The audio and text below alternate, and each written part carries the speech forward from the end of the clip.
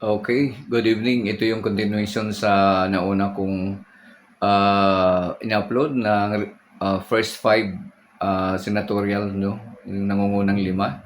Ito ay lima hanggang kompleto na ito hanggang sa 15 positions. Pero this is uh, 58.89% na, no?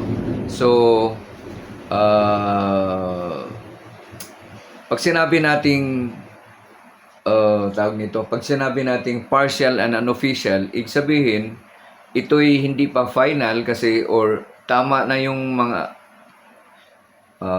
yung ano na yon, yung figure na yon, pero hindi pa pwedeng maging basihan kasi nga kailangang dadaan pa sa kung saan saan siya yung sa mga mababang level pa, no, ibig sabihin kung saan siya galing. So kung galing siya sa anong town siya nanggagaling, kailangan pa may mga signatures pa, i-account pa sa mga election officers, no.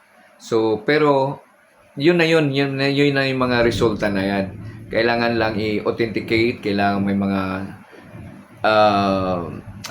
may mga gagawin pang mga, yun nga, yung mga officers na in charge doon sa school, tapos doon sa municipality, tapos idadaan pa sa mga process yan. Pero yun na yung uh, yun na yung number of votes na nakakount.